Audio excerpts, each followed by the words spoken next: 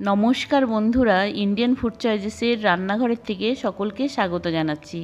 আজ আমি আপনাদের জন্য নিয়ে এসেছি বোয়াল মাছের এক রেসিপি, যেটা কিনা ভাতের সাথে খেতে খুবই ভালো লাগবে।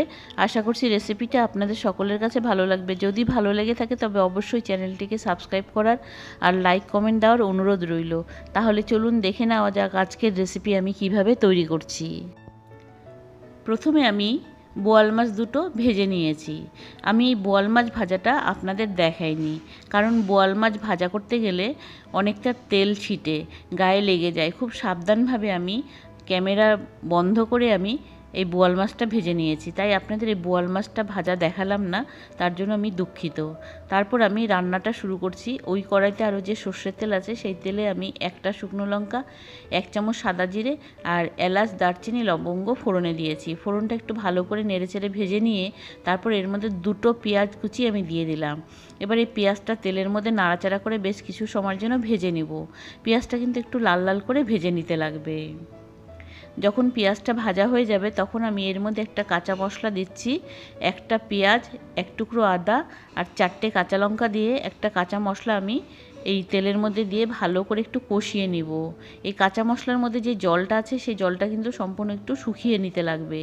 এই মশলাটার থেকে যখন একটু জলটা শুকিয়ে আসবে, মশলাটা মোটামুটি একটু কষানো হয়ে যাবে, তখন আমি এর মধ্যে স্বাদ অনুযায়ী 1 চামচ নুন, হলুদের গুঁড়ো আর কাশ্মীরি লঙ্কার গুঁড়ো আর জিরের গুঁড়ো দিয়েছি। এবার এই শুকনো মশলাটা এই কাঁচা মশলার সাথে ভালো করে মিশিয়ে দিয়ে বেশ কিছু সময়ের জন্য কষিয়ে নিতে লাগবে।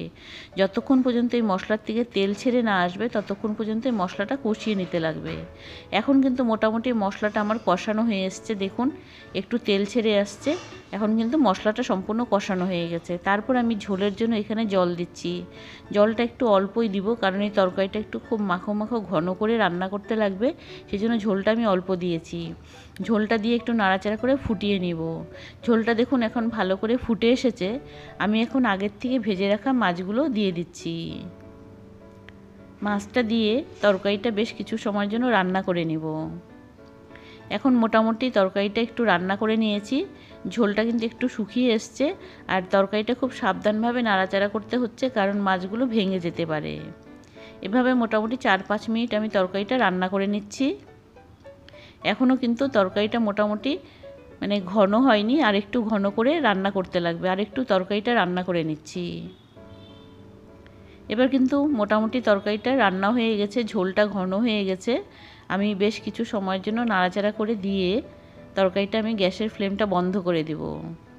দেখুন এখন কিন্তু রান্নাটা সম্পূর্ণ হয়ে গেছে, ঝোলটা একদম ঘন হয়ে গেছে। এরকম ঝোল দিয়ে ভাত খেতে কিন্তু খুবই ভালো লাগবে। দেখুন তরকারিটার ঝোলটা আপনাদের দেখিয়ে দিচ্ছি, ঠিক এরকম একটু পাতলাও না, ঘনভাবেও আমি রাখিনি। আশা করছি রেসিপিটা আপনাদের সকলের কাছে ভালো লেগেছে। আজ তাহলে এখানেই রাখছি। আরেক কোনো নতুন রেসিপি নিয়ে আপনাদের কাছে আসবো। আপনারা ভালো থাকুন, সুস্থ থাকুন। ধন্যবাদ বন্ধুরা এই সম্পূর্ণ ভিডিওটা দেখার জন্য, আর এতক্ষণ সময় আমার সাথে থাকার জন্য ধন্যবাদ। আর এই রেসিপিটা কিন্তু অবশ্যই রান্না করে খেয়ে দেখবেন, খুব ভালো লাগবে। খুব সহজভাবেই তরকারিটা রান্না করছি। আশা করি আপনাদের সকলের ভালো লেগেছে। আর রেসিপিটা যদি ভালো লাগে তবে অবশ্যই চ্যানেলটিকে সাবস্ক্রাইব করার অনুরোধ রইল, আর লাইক কমেন্ট দেওয়ারও অনুরোধ রইল।